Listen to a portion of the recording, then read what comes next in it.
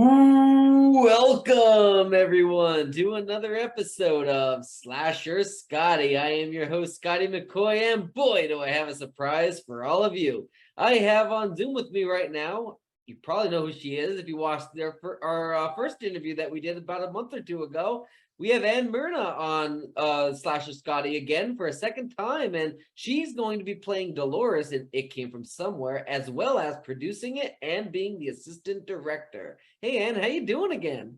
I'm good, Scotty. How are you? I'm doing great. I'm so glad to have you back. I know you reached out, and It Came From Somewhere is up and running with the Indiegogo and all that, and we're ready to promote this and get this out there. I'm really excited to see this because I love the 1950s type of creature feature films.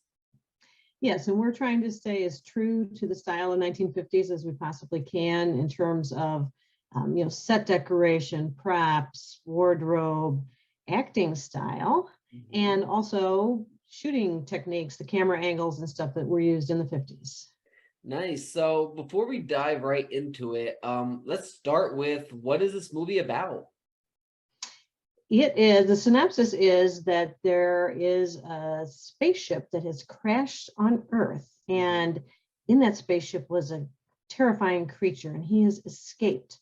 And we have some great teenagers who are trying to help the aliens capture the creature before he totally destroys the town.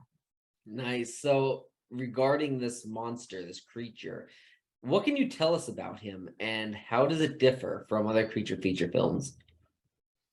Well, another thing in staying true to the 1950s creature feature style is to not have a real complicated creature in terms of the way he looks. So we're going to have a guy in a costume, basically. Yeah. He'll look a little bit scary, and he doesn't know much about humans, so he has trouble communicating.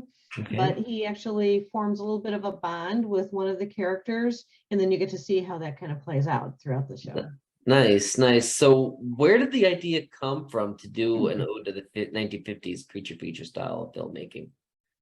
Well, our main writer, S.J. Herman, is a big fan of 1950s horror films, and he was watching Mystery Science Theater 3000 one night, and I believe he was watching Teenagers from Outer Space, and thought to himself, well, wouldn't it be a lot of fun to make a film in this style, make it as true to the era as possible. Right. So he reached out to some cast members that he's worked with before and said, would you guys want to be in something like this? And everybody said, oh, absolutely. It would be a blast. So then he was joined by co-writer Brian Parkerson, who we had met actually through a podcast interview that we had done on our prior film, Trepidity. And so Brian joined the writing team, and the film will be directed by S.J. Herman along with co-director Ashley Hefner.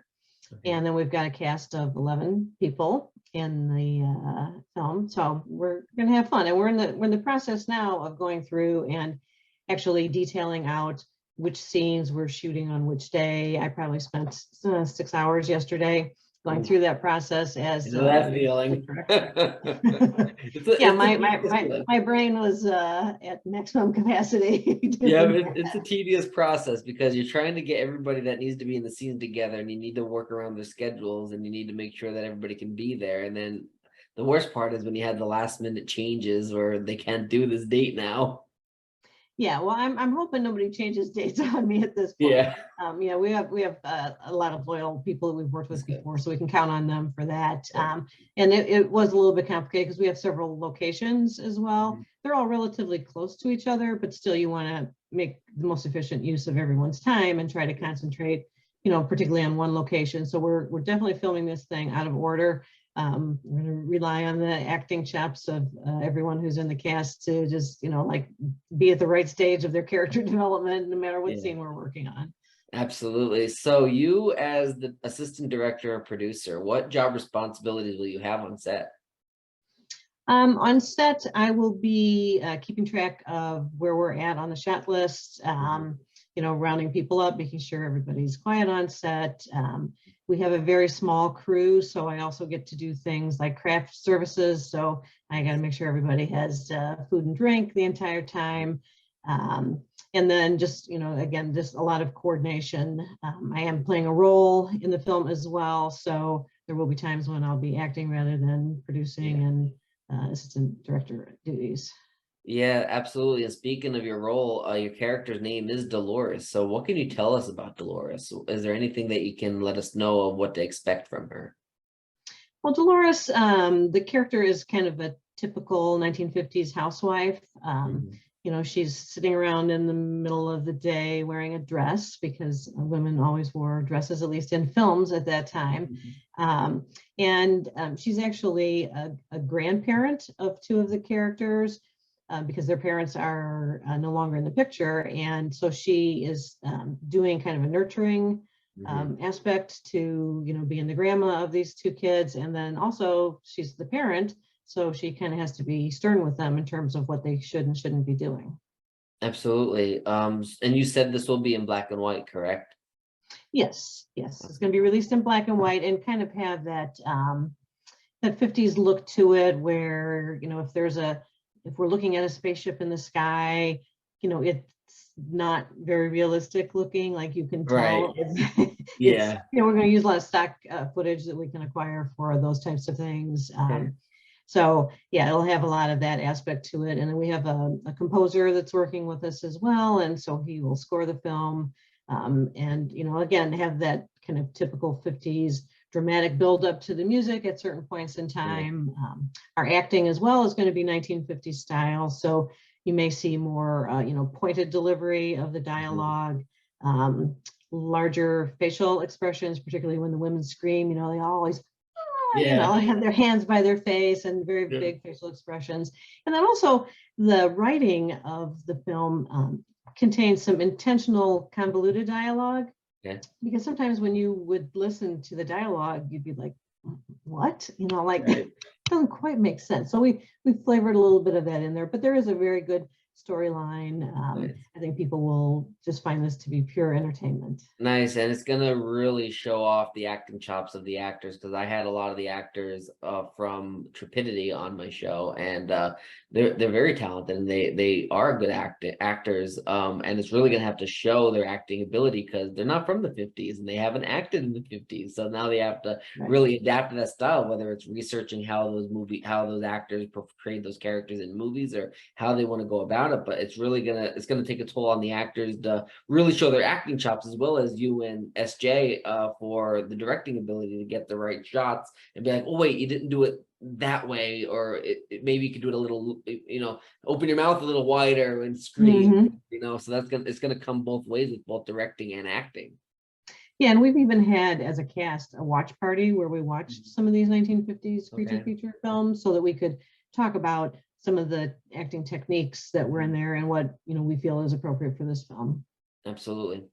So we know that the Indiegogo crowdfunding campaign is live. So where can people find this campaign to donate, and are there any specific perks you would like to shout out to the listening and viewing audience so they can maybe want to donate to something? Yeah, we've made it easy to access. If you just go to itcamefromsomewhere.com, that will redirect you to the Indiegogo page.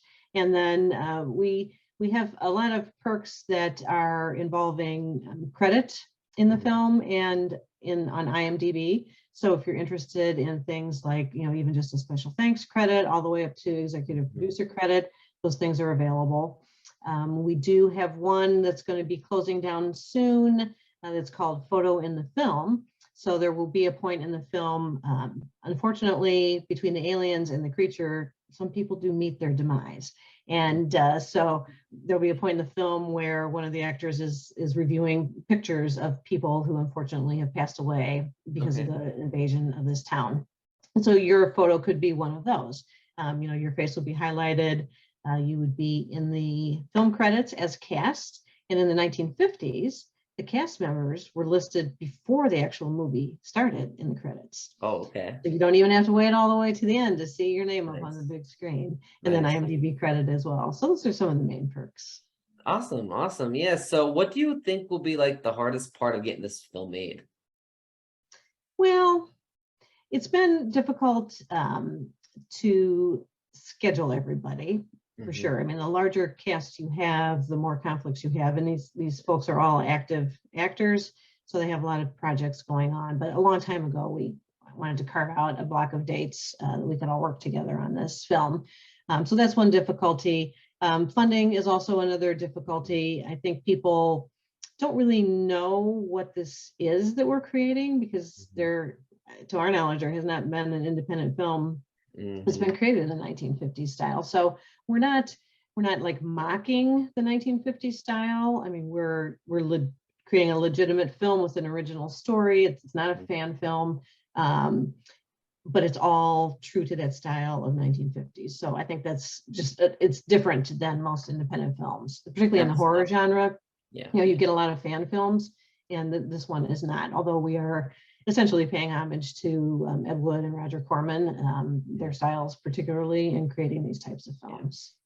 Awesome. Yeah, that sounds great. And as you mentioned, funding is a very vital part of making a film, because without money, there is no film. Like, you know what I mean? Is you can't just take it out of everybody's, you know, pay. Like, that's just not the way it works. I mean, you know, so yeah, like that's where the Indiegogo comes into play. So if anybody's watching this and they want to see this movie get made, or they want to, you know, obviously it's going to get made, but if you want to, you know, help support them and also be a part of it, you know, donate. And if you can't donate, because I get it, times are tough, gas is expensive, whatever, share it, because sharing is caring, and sharing it costs you nothing. And your one share can lead to multiple people seeing it and be like, I love the 1950 type of creature feature films. I love those type of films. Yeah, and you brought up a good point that we are 100% committed to making this film, even though we have not reached our funding goal yet. You know, obviously we're all putting in tons of our time, but we're, you know, kind of taking some shortcuts to things like, you know, location fees, props. You know, we're just being really creative about the way that we are gathering all of those assets so that we have them available to us as we do the production. Like one example is we have a scene where we wanted 1950s style radio. And I mean, I've looked on eBay, I've looked on Facebook Marketplace. I actually tracked down a guy in California who repairs and sells old radios, and told him that, you know, like, we don't really need it to work. So if you have like a case from one, or parts or whatever, that you could put together something very economically for us, you know, I would love to have that. And he is so stoked to be able to help out and create a movie prop by sending us one of his old non-working radios. Right, because that, like, we did the same thing with, like, you know, in our first movie with the radio. Like, we didn't really need a working radio. It just needed to look something like, you know, that, you know, somebody can be you can hear a newscast, just click the button. Doesn't work, but in post-production, you add in the voiceover. Exactly. So it's a very affordable way to do it. And I mean, you just need the authentic look of that radio. I mean, obviously, if you're making a 1950s creature feature, you want to have exactly what they had in the you know, you're not going to have like iPhones or whatever. Exactly. Which brings me to a next point. How, without spoiling anything, it's hard to ask this, but without having like, you know, iPhones, because obviously you're not going to have iPhones to call for help or any of that stuff. How do you go about writing that? Like with like going back to the 1950s, how do you have somebody like, you know, like say, oh, but we need to come to a conclusion of getting help? How, like, they just yell help? Like what was your mindset into writing and thinking of that situation? Well, in the script, the teenagers kind of split into two groups to try to find the creature, and you know, they go over to each other's houses in order to gather people up. So there's a lot of, you know, just like, let's get physically in the same space. Is kind of the approach that we took with this. Okay, awesome. Yeah, and that's I mean, that's a typical way that you know, an old-fashioned way that you would do it. You know, just the buddy system, and that's how the mobs and everything happened. You know, I mean, exactly. that's just how it works, and I can't wait to see this. I think it's gonna be great. I love 1950s, you know, films, and even before then, like I love Dracula and Frankenstein, and obviously Creature from the Black Lagoon, and you know, King Kong. Like all those movies, that not all of them were 50s, but they were 50s and prior. Like, and they're creature type feature films, or you know, Universal monster type films as well. And this is going to be exciting. I can't wait. We'll be able to start releasing the little clips. We're going to start filming September 8th, which is very soon. And so once we do, we'll put some little clips out onto our Facebook group. Nice. So if you search on Facebook just for Acrostar, ACROSTAR, you'll find our Facebook group and you can join that and get some of the behind the scenes footage. Nice. And obviously this movie, like you said, is going to be filming September 8th. The last question I got, do you have any other projects that are, I guess, in the works or anything else you would like to promote that might come after this or that you're currently doing with this? There's another ongoing series that Acrostar Films produces called Blood Sisters, and that's a YouTube series. So again, if you search for Acrostar on YouTube, you can see those episodes. They're released about once per month, and it has quite a following, and it's a vampire-oriented series with a little bit of comedic elements to it. And you might see me show up on there eventually. Nice. Not in the near future, but they're going to do a Halloween special, of course, with Halloween coming up in October.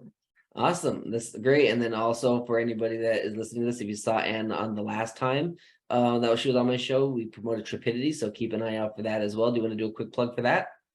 Sure. Trepidity, I'll go ahead and spell it because it's a weird word. Trepidity is an 80s slasher horror film. Runs about 40 minutes. And we do still have an Indiegogo campaign open for that that's in demand. So you can search Indiegogo for Trepidity and find that. And one of the perks that you can get is to download the film. So you can download it and watch it on your own. We're also looking into getting that put onto streaming platforms. So that's actively going on right now. But it's a great film. Awesome. And if anybody's watching this, say a year from now, if you want to see what Ann is up to, check out her IMDb page, and I'm sure it'll be updated with anything, and I'm sure we'll be having you back again as well. All right, sounds good, Scotty. Thanks. Thank you. Congratulations to you on your recent book publication. Awesome, thank you. I appreciate it. Yes, I have it somewhere around here. It's not on my desk right now, but yeah, I'm excited about that. That just got published on Monday, and so far we had 100 copies for sale in hardcover and paperback, and the hardcover had 99 sold last I checked. Last I heard from congratulations publisher. So I'm excited about that. Thank you. Thank you. Well, you have a great rest of your day. Thank you so much for joining me again today. I'm really excited about this, and good luck on filming. Thank you so much, Scotty. Take care. Bye. Bye.